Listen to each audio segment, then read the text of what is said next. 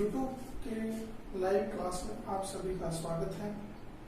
आज अपन पढ़ेंगे कक्षा 10 की गणित विषय की चौथी प्रश्न जिसका नाम है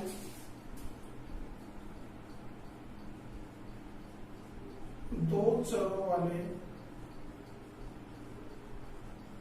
रैखिक समीकरण एवं असमीकरण। इस रैखिक समीकरण को शुरू करने से पहले ये जो इसकी हेडिंग थी इसके बारे में अपन थोड़ा पढ़ लेते हैं कि इसमें क्या क्या दे रखा है। देखो दो तीन चीजें हैं इसमें जो अपने को पढ़नी है। एक तो दे रखा है चर, रैखिक समीकरण और असमीकरण। ये होते क्या क्या है देखो।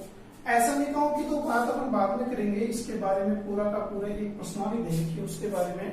अब यहाँ पर ये तीन चीजें देखते हैं कि चर क्या होते हैं, रैखिक क्या होते हैं, समीकरण क्या होते हैं। देखो चर की जब बात करते हैं तो अपन ने छोटी क्लासों में पढ़ा था, एक शब्द काम में आता था बीजीय व्यंजक। ये कैसे बना था, इस बीजीय व्यंजक का निर्माण कैसे हुआ था।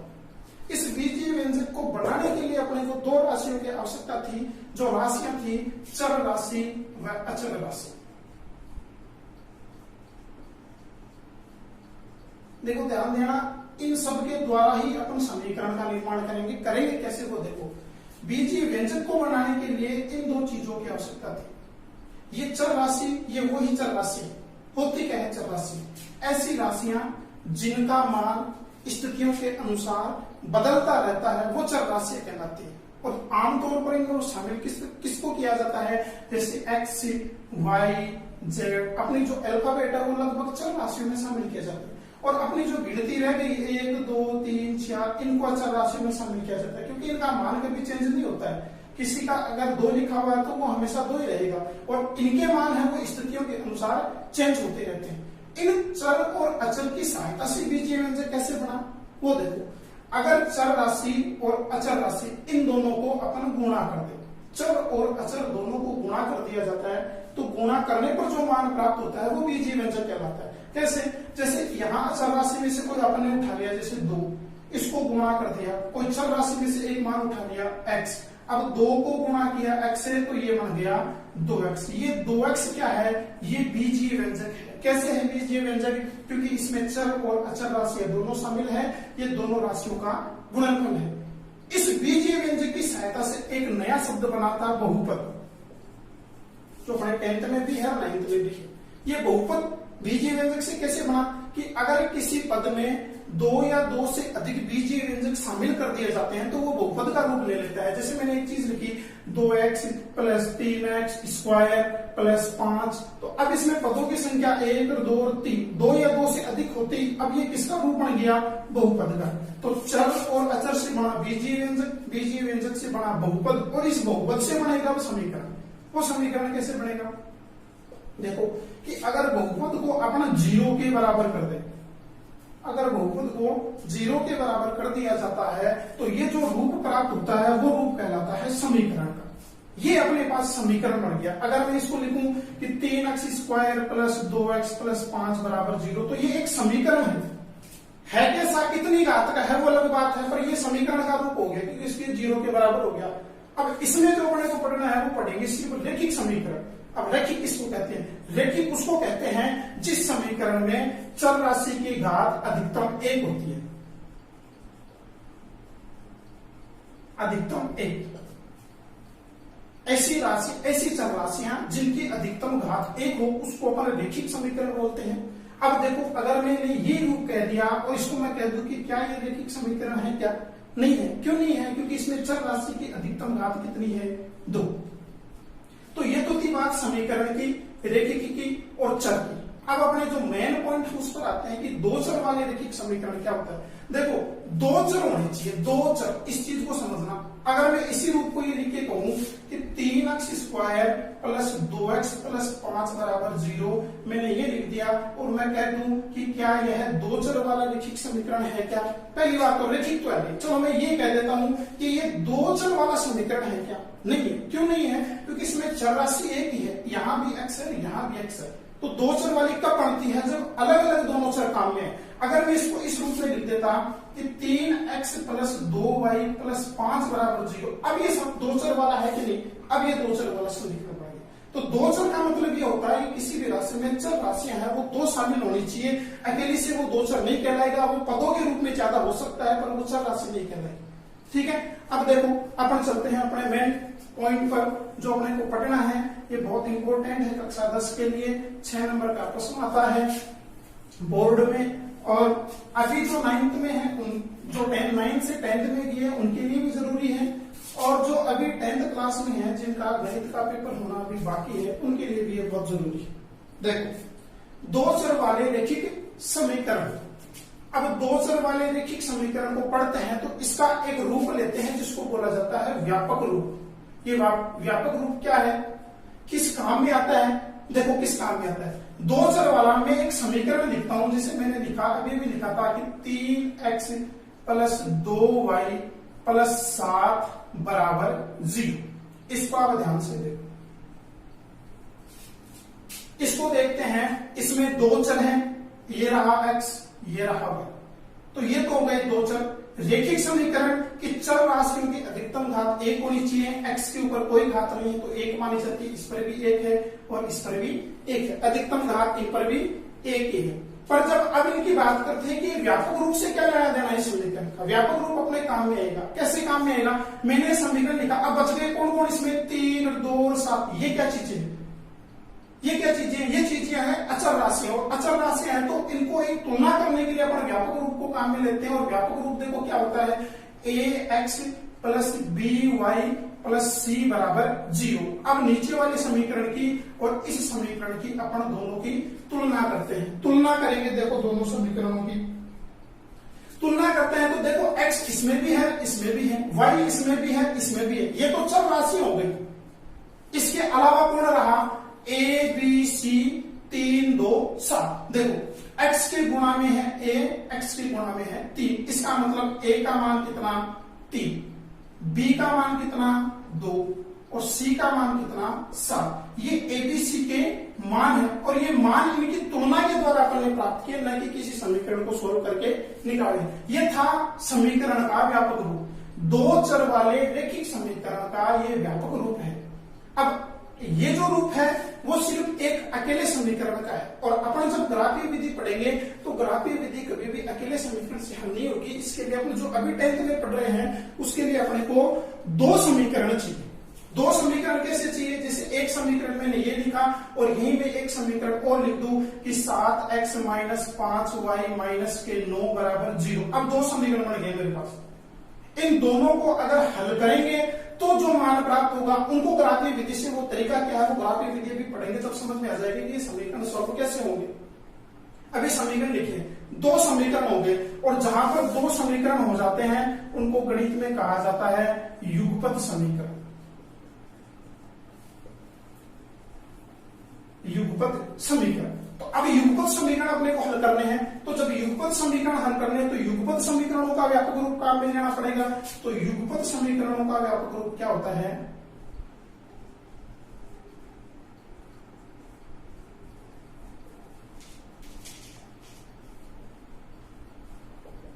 युगपत समीकरणों का व्यापक।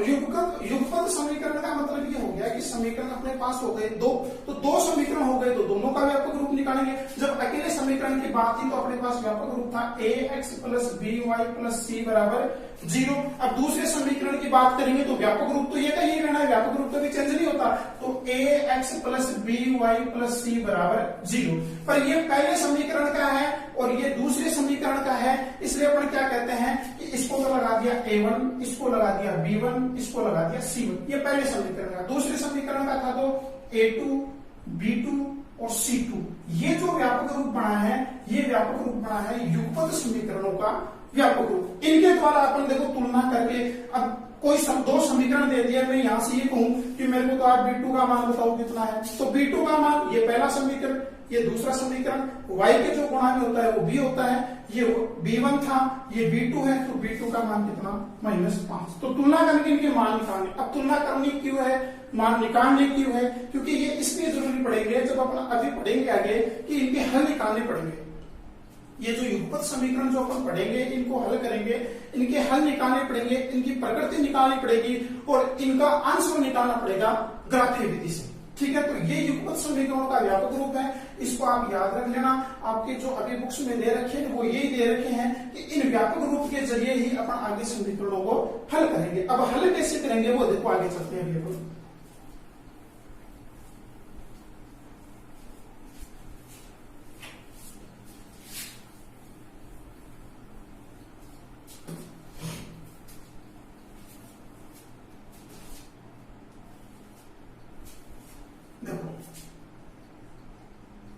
युगपत समीकरणों के हल। हल का मतलब है इनको हल करने की, इनके उत्तर प्राप्त करने के क्या क्या तरीके हैं। तो युगपत जो समीकरण थे इनको हल करने की विधियां होती है दो। एक जो विधि होती है उसको तो बोलते हैं अपन आलेखीय विधि, या इसी का दूसरा नाम है ग्राफीय विधि, कि ग्राफ के द्वारा हल करना। दूसरी जो विधि है वो है बीजगणितीय विधि। बीजगणितीय विधि युगपत समीकरणों को हल करने की दो विधियां हैं, एक तो आलेखीय विधि और ग्राफीय विधि, और दूसरी है बीजगणितीय विधि। अब बीजगणितीय विधि भी तीन प्रकार की हल करने की, कौन कौन सी देखो। एक तो है प्रतिस्थापन विधि,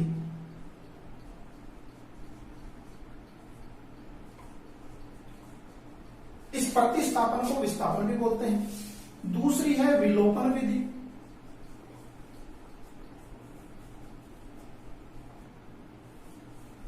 और जो तीसरी है वो है वज्रगुणन विधि।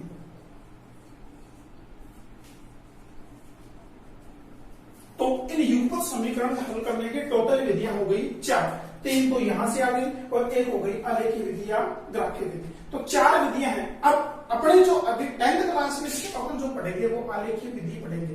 ये जो तीनों विधियां थी, ये ग्राफीय विधि है, ये अपन पहले भी पढ़ चुके हैं 9th क्लास में। प्रतिस्थापन विधि, विलोपन विधि, वज्रगुणन विधि और ये आलेखीय विधि या ग्राफीय विधि, ये सारे के सारे अपने 9th में पढ़ी। अभी सिर्फ अपने को एक ही पढ़नी है, आलेखीय विधि।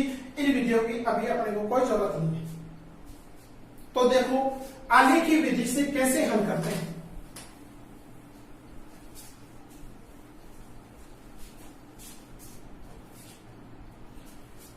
अब आलेखीय विधि को हल करने से पहले दो चीजें और पूछी जाती है इसमें, कि जो भी समीकरण रहते हैं युगपत समीकरण, जैसे पहला समीकरण है, दूसरा समीकरण है, इन समीकरणों के हल कैसे हैं और उनकी प्रकृति कैसी है। देखो हलों के प्रकार एवं प्रकृति। युगपत समीकरणों के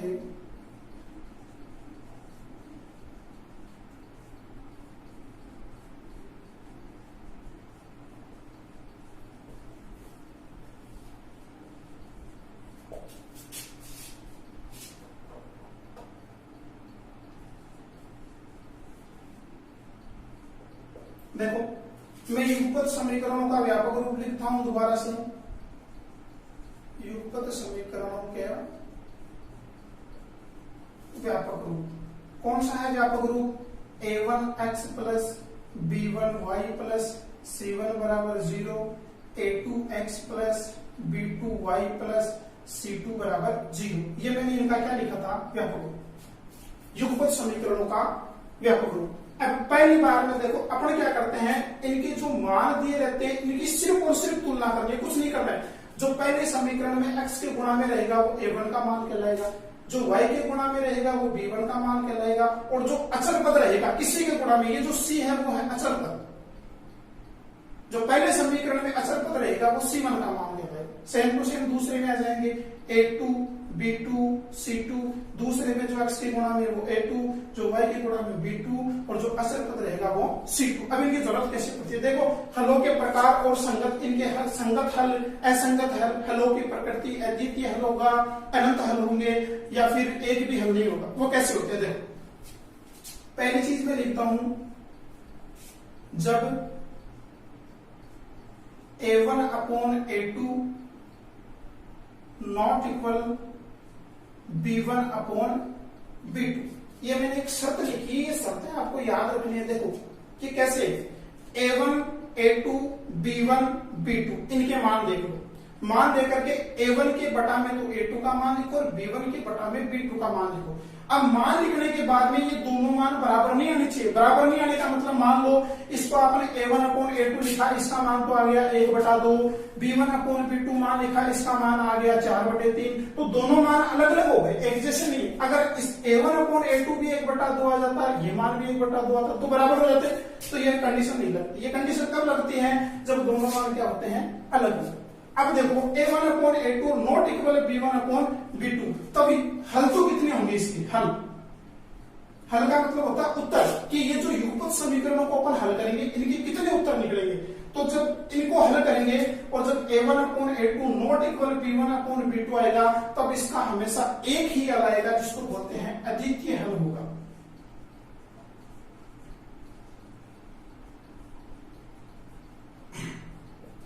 अद्वितीय हल होगा। अद्वितीय हल का मतलब क्या है?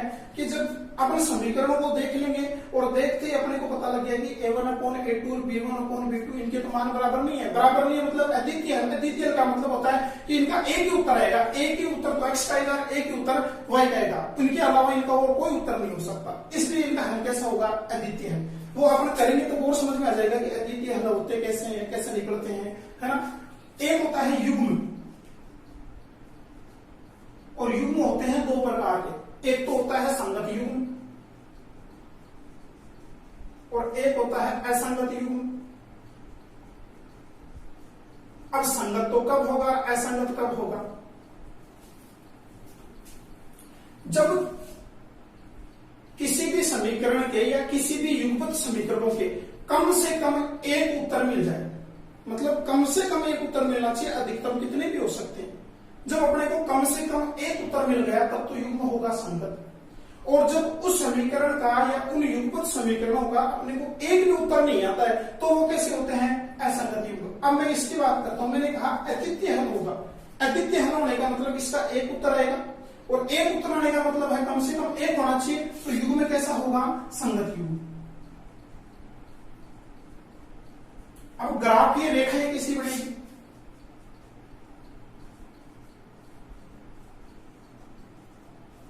ग्राफीय रेखाएं। ग्राफीय रेखाएं का मतलब कि ये जो दो समीकरण थे इनको आप ग्राफीय विधि से हल करोगे, और हल करने के बाद में बनाना है आपको ग्राफ। जब आप ग्राफ बनाओगे तो ग्राफ कैसा बनेगा वो यहीं से पता लग जाता है इनकी तुलना से। कैसे पता लगा? मैंने कहा अद्वितीय हल होगा। अद्वितीय हल होगा, युग्म कैसा होगा? संगत होगा। अब अद्वितीय का मतलब होता है उसका एक ही हल होता है। अब समीकरण थे दो, एक ये समीकरण रहा, एक ये समीकरण रहा। जब अपन ग्राफ बनाएंगे तो ग्राफ में एक रेखा इसकी गुजरेगी, एक रेखा इसकी गुजरेगी। अब अद्वितीय हल कब हो सकता है? कि दोनों रेखाएं किस प्रकार से गुजरे कि उनका एक ही हल हो। तो उसके लिए एक ही कंडीशन होती है कि अगर दोनों रेखाएं कहीं ना कहीं जाकर के एक दूसरे को काटती है तो ही वो अद्वितीय हल निकल सकता है। मान लो यहां पर कटी, अब इन रेखाओं को, इसको भी आप कितने आगे बढ़ाओ, इसको भी आप कितने आगे बढ़ाओ, ये एक दूसरे को कहीं पर भी नहीं काटेगी, और नहीं काटेगी इसका मतलब इनका हल हमेशा कितना निकलेगा? एक। तो जब अपन इसमें ग्राफ में रेखाएं खींचेंगे या इसकी जो ग्राफ में रेखाएं प्राप्त होगी वो कैसे प्राप्त होगी? प्रतिच्छेदी रेखाएं। यहां से अपना जो ग्राफ है वो गलत नहीं होना चाहिए, क्योंकि पता लगा लिया अपन ने कि ग्राफ है किस प्रकार का बनेगा। यूं नहीं है कि कंडीशन तो ऐसी आ रही है, ग्राफ आपने बना रखा है और उसमें एक लाइन यू कर दी, एक लाइन यू कर दी, दोनों कटी नहीं रही। यहीं से पता लग जाएगा वो कैसे ग्राफ बनेगा, ये आपको सब कुछ बता देगा। ये स्थितियां हैं नहीं। तो ग्राफीय रेखाएं कैसी बनेगी? प्रतिच्छेदी रेखाएं। ये तो थी इनकी पहली कंडीशन। फिर चलते हैं अपन दूसरी कंडीशन पर कि दूसरी कंडीशन क्या है इनकी।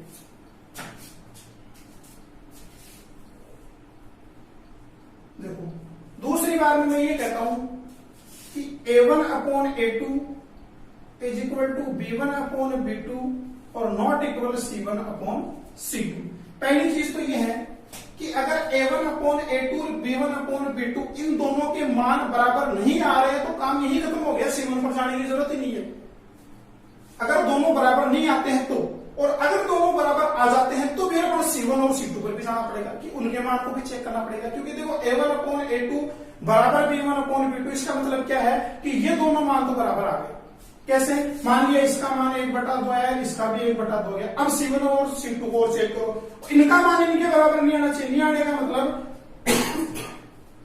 कि C1/C2 का जो मान है वो 1/2 नहीं होना चाहिए, वो और कितना भी हो सकता है। मैंने लिख दिया जैसे 3/4। अब ये ठीक है क्योंकि ये इसके बराबर नहीं है, बराबर नहीं है तो क्या हो गया, नॉट इक्वल। तो इस स्थिति में ग्राफ तो कैसा बनता है?